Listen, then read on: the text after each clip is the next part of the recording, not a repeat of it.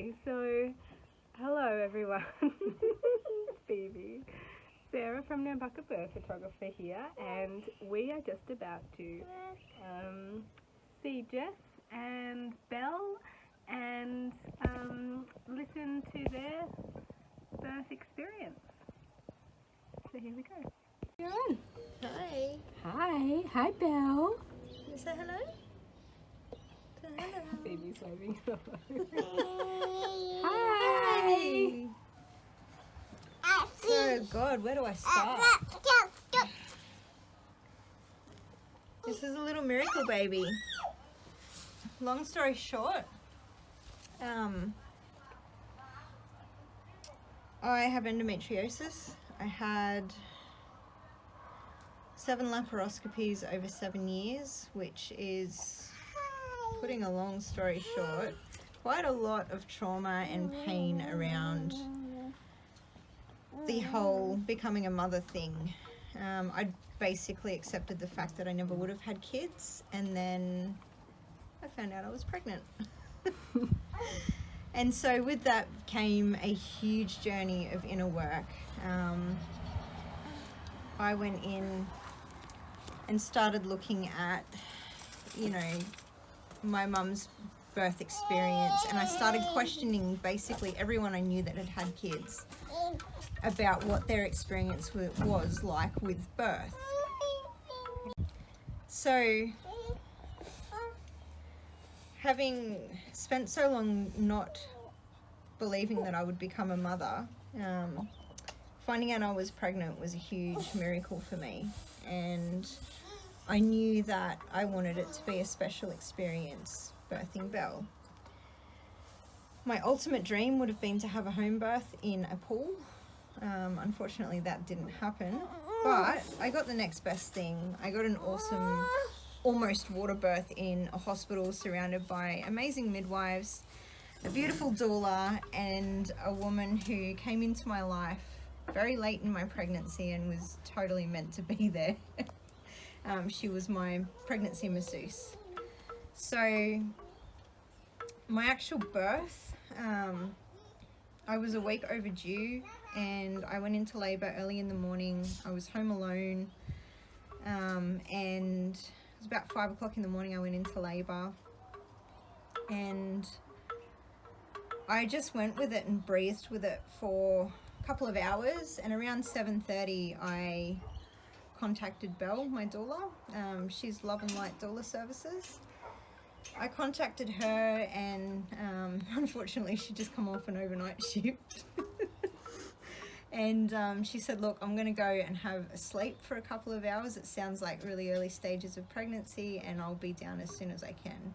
She didn't sleep. So I was a little bit frightened at this stage because I had no idea what I was doing, first pregnancy. And I was booked in for a massage later that day. And by this time it was about 8:30 in the morning, and I knew Zoe had school run to do, and I knew she left the house at like 8:30 in the morning. So I rang her on the off chance that she'd answer, and she did, thank God. So, it was a very quick phone call. It said I was in labour, and I felt like I didn't really have anyone else around that could come and just sit with me for the day. So she dropped her kids off and turned up at my place, and she didn't leave the hospital until 5 o'clock the next morning. She was awesome. She was amazing. She turned up. She ran me a bath, cut me up some fresh fruit, put me in the bath, and by about that time Belle turned up. And from there it was magical. I have a beautiful, massive, big 3-seater spa bath at my house. So I was labouring in that, and I was able to really go into my body and breathe, and the pair of them worked so well together. There was a situation with my phone where I potentially could have been caused quite a lot of emotional distress, and they very quickly removed my phone from me. They just knew what I needed without me saying what I needed. And the day progressed, and then they started boiling water on the stove because we ran out of hot water. And I didn't want to get out of the bath. And it felt like my labour was progressing quickly. But, I mean, in hindsight, it probably wasn't. And we got to a point where I didn't want to leave the house. I wanted to stay and birth Bob at home. And a bit of fear sort of came into the environment. You know, I sort of went, well,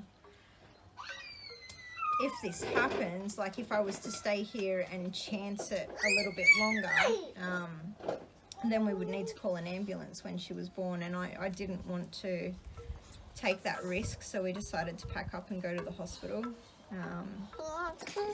Wish I had a trust of my intuition and stayed. Lovely Belle. She's just took coffee all over herself. Wish I had have trusted my intuition and stayed at home, because I think I probably would have had her a lot quicker. But moving to the hospital slowed my labour down. So we moved into the hospital about 3 o'clock in the afternoon, and I didn't have her until almost midnight. And as I said earlier, the midwives are amazing. Belle, the doula, was amazing. Zoe, my masseuse, was amazing. The midwives pretty much left us to do our own thing. So I saw a shift change, and yeah, it was amazing, but I would have much preferred to have birthed at home. I had, at one stage, I had a swollen cervix, so they hadn't actually done a vaginal examination because I asked for no interference, but they had told me to start pushing based on what I was going through, like what they were looking at, and I ended up with a swollen cervix, and when they finally did check me, they found the swollen cervix, so I had to stop pushing. And once you've started pushing, it's really bloody hard to stop. So they got me out of the bath at the hospital and got me onto the bed and got me laying on my side, and I'm so grateful to have Reiki in my life, because I was able to give myself Reiki, and they thought labour had stopped completely, but what they didn't know was that I was in a total meditative state through Reiki. I was just totally in touch with my body, and I was feeling Belle's head twist and turn and work the cervix free. It was incredible. It's probably the most memorable moment of my birth, was feeling the connection with her and feeling her love and feeling her trust, and even, you know, feeling a connection that said, it's okay, it'll be okay, we'll get through this. And I think that, of all, probably gave me the most strength to carry on, because I was exhausted by then. I was worried that they would interfere, and as I said, they didn't realise, but the contractions hadn't stopped. They were as powerful as they had been when I was pushing. They were as intense as they had been when I was pushing, but I was able to just really shut the world out and just become in tune with my body and with Belle. So after that, I think it was about 2 hours they kept me on the bed, and then they checked me again and said, right, the swelling's gone down, we'll get you back in the bath. And so I got back in the bath and laid in there for another 45 minutes or so before they let me start pushing. And I remember my body just doing this huge upheaval, like this primal surge of just intensity, and they're all saying, don't push, and I wasn't. This was the time where my body was pushing, and she was born not 45 minutes after that. It was about, you know, obviously reconnecting and just allowing my body, you're gonna have food, allowing my body to do what it needed to do.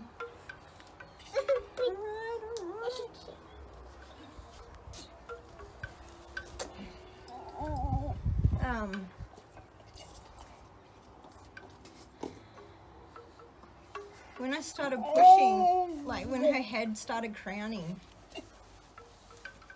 I found it really hard even then to let go. Like I still felt some sort of emotional block, and I had to actually force myself on an emotional level to let go of being one and allow my body to birth us as mum and daughter. It was another moment that was really clear. Her shoulders got stuck. Her head came out fine, but her shoulders got stuck. So they made me climb out of the bath midway through. I had her head hanging out. I don't know how you climb out of a bath with a head hanging out of your vagina. I have no idea. But it's on video. And I'm happy to share it I with you. have to share that video as well. I climb out of the bath and I end up bearing down, standing up, and Bertha's standing up the rest of the way. And that part of it happened so quick. They passed her through my legs and gave her to me and wrapped a big blanket around us.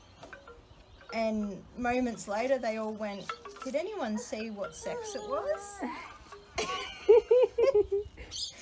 And I said, and just because of the way I was holding her, I knew that she was a girl.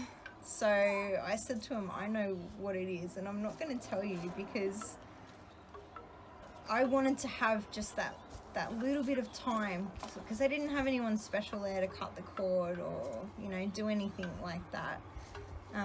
I needed that little bit of special time of just us before she was introduced to the world as Belle." And I think they let me hold on to that for, God, it must have been 45 minutes, because I had her first full breastfeed and everything before they finally said, "Look, we've got to ring through. What is it, and does it have a name?" But immediately after birth was really cool. She was sitting on my chest having a feed. She found the boobs straight away and latched on, and it was beautiful. And I birthed the placenta, and then they had to stitch me up because I tore.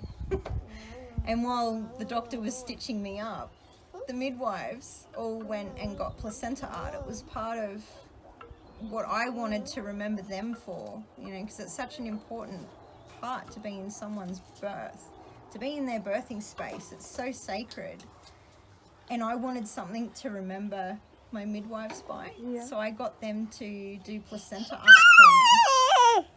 Well, none of the midwives had done it before, so they called all the other midwives that were on that night. They called them all in, and they were all in the birthing suite playing with my placenta. And they loved it. It was so sweet. They'd come over and give her a little tickle on the head and go, "Oh, you're such a cutie." And it became a real communal event, but there was basically all women. It was really special, really sacred. Yeah. And then Missy Moo went to sleep, and I went down to maternity. My trusty masseuse tagged along and made sure I was settled in at maternity. Yeah. It was very sweet, but Baby. two things I know. Baby. Two things I know for sure. I will never ever birth without a doula. Ever. I will always have a masseuse during pregnancy. I don't think I could cope without one. And one of my biggest regrets is actually not having someone there to capture the moments. Because as I said, there is film of the last 7 minutes of my birth, but it's on a phone, and it's like, you know, it's all haphazard because she had to jump out of the way when they dragged me out of the bath. It would just be amazing to have, you know, all of those memories, you know, photos of me laying in the bed during that time. you know, to have photos of me in that meditative state. I don't have any of that. Yeah. I remember that because it was so profound, but I'm sure there's a lot more of my birth that I don't remember. So have you did you debrief with Belle? yeah, Or what's your masseuse's name again? Zoe. Did you debrief with Zoe? Yeah, I think they came around. Belle turned up the next day, I'm pretty sure. Or maybe the day after. Here we go. Here's those hormones making you forget. Maybe There it was you the day go. after, because I don't think I saw her in hospital, but I don't know, she might have a different story. I don't remember seeing her in the hospital. I had to stay in the next day, so that was the Saturday, and then the Sunday I went home. No, so I don't think she even turned up until the Monday. Yeah. And I did debrief with her because it was like, you know, such a huge moment that we've been working towards for a few weeks. And I don't even remember seeing Zoe. I know she turned up. I know she came. I know when I went home, she had cleaned my house for me. She'd been back into the house and cleaned it. That's amazing. She really, held some nice space there. But yeah, I don't remember. Oh, I remember being stitched up, but I don't remember feeling it. Yeah. The doctor said I was quite brave, and Yep. I remember feeling it. Yep. Are you right there? You want the other one? So a couple of questions or things, topics I want to just touch on quickly that you mentioned, and just want to see what your opinion about them now is. So the first one being, you mentioned that you were a week overdue. How do you feel about due dates now? Do you think if you went into a second pregnancy that you would not think of yourself as overdue? Yeah, definitely. The medical world puts so much emphasis on your due date, like even down to every single ultrasound you have, you know, they question the dates and see whether they line up with the date of your last missed period. And I mean, that's the thing, like, I remember the moment she was conceived, and it doesn't go off of the date of my last missed period. She was conceived 2 weeks before that. Yeah. So, and we're pregnant for what, 40 weeks? Yes. You know, it's a long time. It's 10 months. 10 months. 10 months. Not 9. It's a long time. So they come when they're ready. You know, they started talking about inducing me, and I had her on the Friday at 8 minutes to midnight. And on the Monday, they had me booked in to be induced. And I was very strong on the opinion that I wasn't going to let them induce me, because I really had a calm sense of she would come when she was ready. Yeah. And I'm still big on, the medical world's failed me. 7 laparoscopies, and in the end they basically said, I don't know what I can do for you. None of the hormones worked. It wasn't until I went down a natural route with my endometriosis and started looking at natural alternatives that I actually found any relief at all. Like, and I'm talking from the age of 17 until like 28 in chronic pain every month without fail, sometimes all the time, sometimes bleeding for 3 months straight. They failed me. And they, you know, yes, the medical world has a place. Yes, there are times when we need them, but birth, our bodies are designed for pregnancy. Our bodies are designed to birth a child. And there's more to that too. You know? When I was pregnant, I had an obstetrician tell me that I could not birth in their hospital if I did not have an epidural. Why? Did he give you an explanation? Because I would not be able to tolerate the pain of childbirth. Because of my back.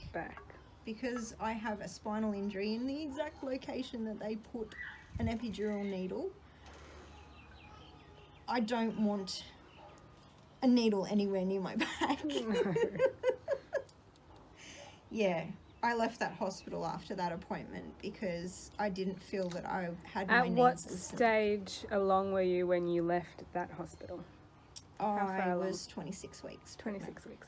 So that's a good example that women need to know that at whatever stage of pregnancy they are, if they're not happy with their care provider, they can leave. And that's right up until the day you give birth. Yep. You can change your mind. You 100%. can go where you want to go.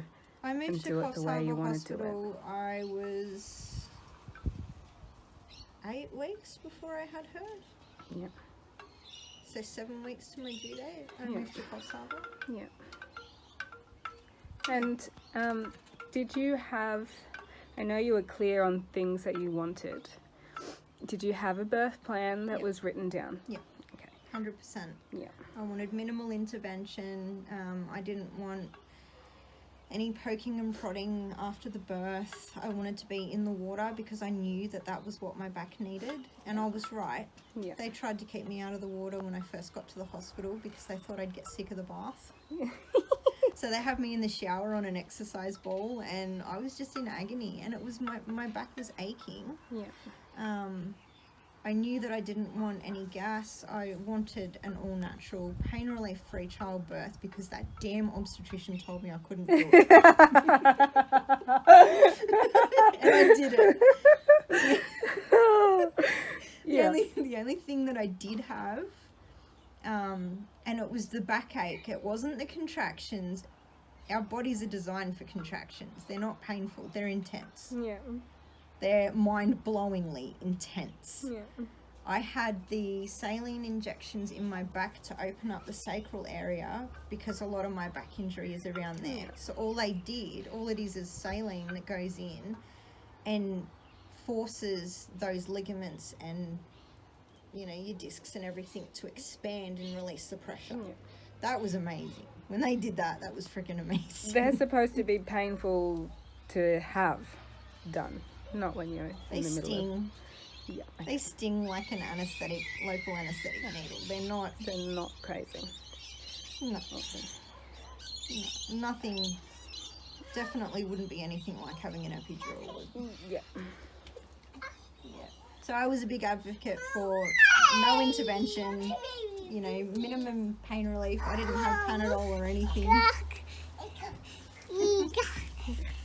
There was one moment when I transitioned to the third, like the final stage, like right before she started traveling down my birth canal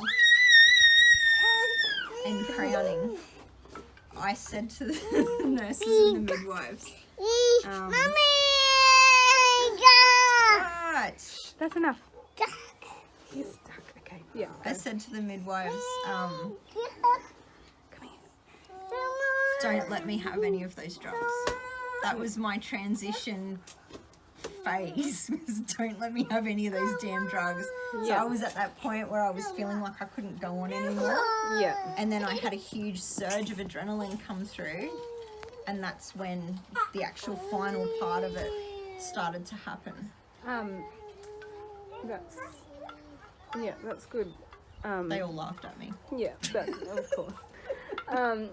How going back to your birth plan, how did you introduce that to the staff at the hospital, or was it just because you had Belle, the doula there, who obviously would have known your birth plan well? No. How did you go about having your birth plan respected, or did they respect it? So I had a student midwife. When I moved to the Coffs Harbour Hospital, I had to basically start everything and fast track it. So I had appointments every week, and luckily I ended up with the same midwife every time. And she booked me in with a student midwife, and I had her there. The pair of them helped me draft a hard copy birth plan because I went in there so adamant on what I wanted. I demanded that they had it written down as well, and it's actually part of the program up there. Mm-hmm. The doula Belle only came on the scene about 3 weeks before I had Belle. So I had another doula booked when I was still living in Sydney, and I had support down there with her. But because I had moved so suddenly and so close to my birth, I felt like I wasn't going to have that opportunity to have a doula there. So I had somebody else lined up to take me to hospital, and that we had a little incident with that, and that I realised that wasn't going to be a possibility. And it just so happened that the universe just went, well, here you go. Here's somebody. Here's Belle. And Belle walked into my life, and that was amazing. We had so many synchronicities. It was crazy. She turned up and we had a quick appointment, and she explained her services, and I just went, look, I've got to have you. You have to be there. And so she was brought on 3 weeks. It would have to have been about 3 weeks before I had Belle. It was not long at all. Yeah. And then I basically told her this is what I want to do and this is what support I need, and she was able to advocate for that quite well. And I met Zoe, and Zoe was the same. Zoe advocated for me as well, but I knew her a little bit longer because she'd been massaging me. So I knew her for maybe 7 weeks or so before I had Belle. Yeah. And she was coming to my house once a week to massage me. Yeah. And I think the last thing I just want to touch on is when you said that you're... Well, actually, no, 2 things. So first of all, you mentioned that you were at home, labouring at home, and then you had to go into the hospital. I don't really need you to comment on this, but I just want to point it out to people that are watching, because I found that as well. And I'm assuming that a lot of first-time mums might find this, and I want to point it out again, that you were labouring well at home, didn't know how you were progressing in terms of how dilated you were, blah, blah, blah, blah, blah. But you had that urge that you wanted to stay where you were, and you wished you had have stayed there, and you believe that going into the hospital slowed everything down. Yeah.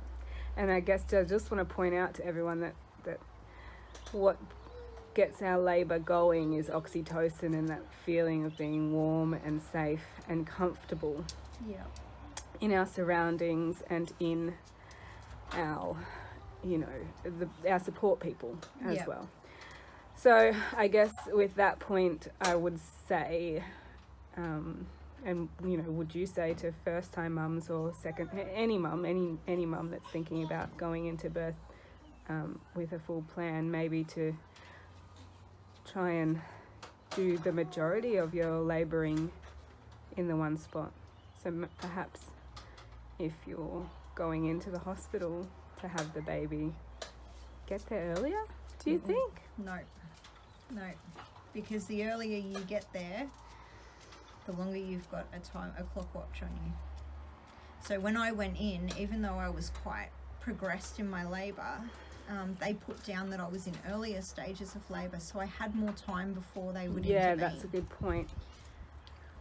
And for me, personally, I didn't want any intervention, so even... But do you think though, that if you were to get into a hospital sooner, so if say you went into hospital when Zoe got to your place and she said, okay, let's take you in, I guess there is a chance that they would make you go home. But if not, and you settled in there, got comfortable and got your rhythm there, perhaps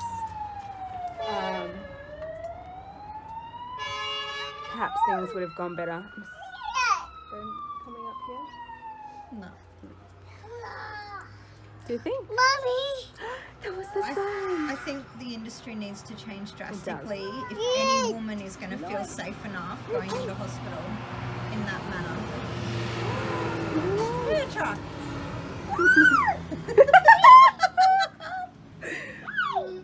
dear. truck. For me personally, the medical industry needs to change the way they view birth before I would feel safe enough. I 100% agree. It was just a thought that dawned on me then of perhaps we leave it too long to go to hospital and don't give ourselves enough time to settle in there. I think that there would be less trauma if women were given the space and the time that they need to labour comfortably in hospital. I think that there would be less trauma. It was quite traumatic moving from home. It's hard. The big drive into the hospital of worrying, because my waters hadn't even broken. My waters didn't break until about 10 minutes before I had her. We were questioning whether or not she would be born complete in the sac. In core.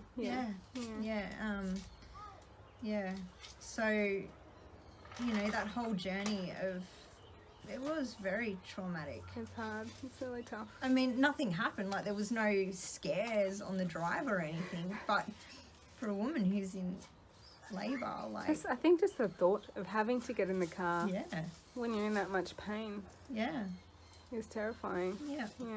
And, like, I likened it to, you know, you look at how animals give birth. Take cats, for example. They create a nice, dark, safe space where they feel comfortable. We need to start honouring the same. Definitely. Whether it's in a hospital or at home or in a, you know, if they created a birthing centre where that was honoured. I think we could do with a birthing centre around here. 100%. Even some midwives that advocate for home birth that are accessible. I know of one between Grafton and Port Macquarie. One. And I can guarantee you their prices would probably be out of reach for a lot of people. And they're not covered by insurance anymore. I looked into all of this. I looked at a private midwife when I was in Sydney before I chose to go down the hospital route. They're not covered by insurance because the government bodies don't advocate for that.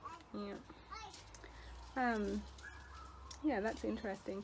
And the last point, what was the last point? What was it?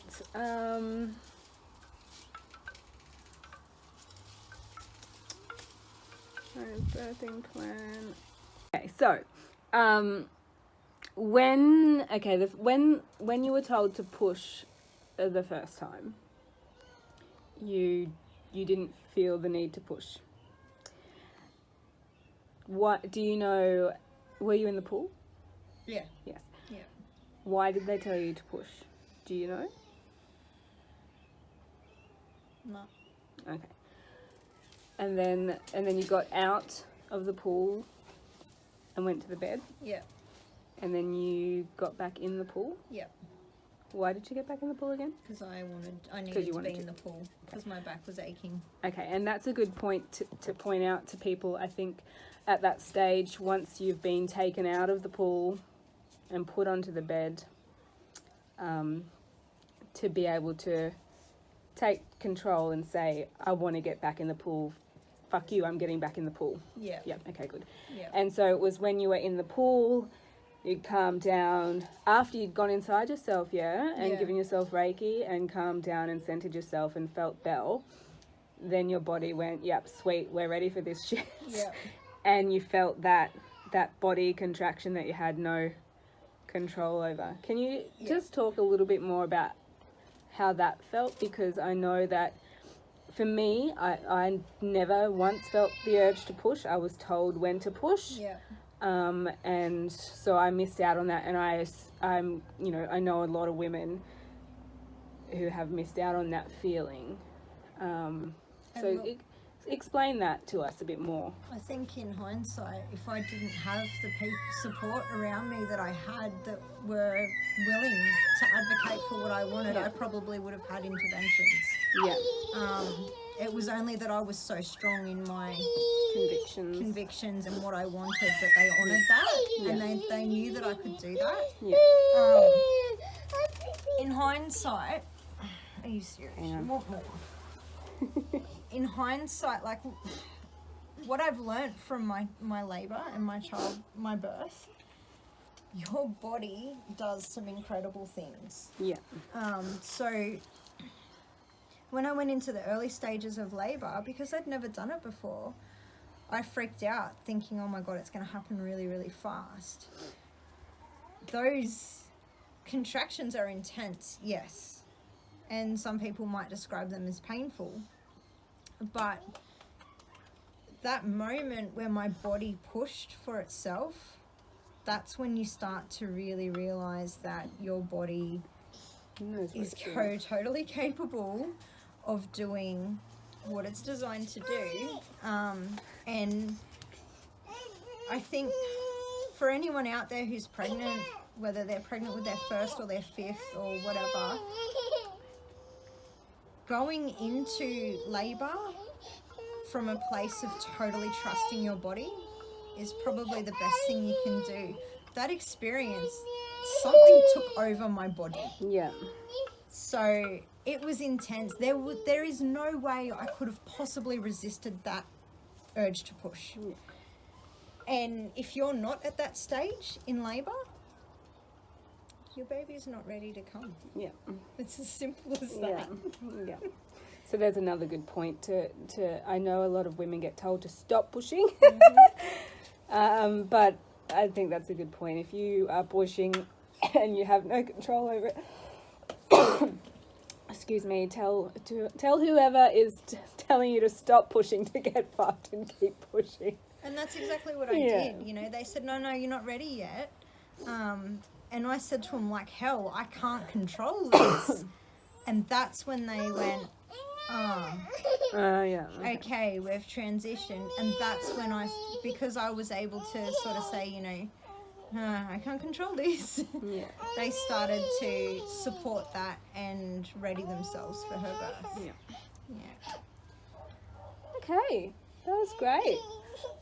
Do you have anything you would want to say to past Jess or any other maybe first time mum? Trust Trust your body. Yeah. Trust your body. If you feel like you need to do something, whether you're in labour or it's pregnancy, if you feel like you need to do something, do it. Yeah. If you're concerned, pre-labour, if you're concerned about bub, get yourself checked out. Yeah. Those instincts are strong. Those instincts are there for a reason. And usually right, yeah. And they're usually right. And I just wish that I had have trusted my instincts and stood stronger in my conviction and, planned a little bit better and had that amazing home birth that I wanted to have. Yeah. I can tell you now, if it ever happens again, I will have my home birth. Yes. It will happen. Yeah, beautiful. I'm going to be right there, up in your business. You better be. All right, thank you, Jess. Thank you, Belle. Thank you, Phoebe, for not being quiet. And I 100% recommend a doula. Yes, definitely. And a doula. masseuse. Yeah. Doula, masseuse, birth photographer. You've got yourself sorted. You don't need anyone else. I think we'll pop those links underneath the video for Belle's page and for Zoe's page, and try and get hold of your video of you hopping out of the bath. I've got it somewhere. I'm pretty sure it's on my laptop. Awesome. All right. Thank you.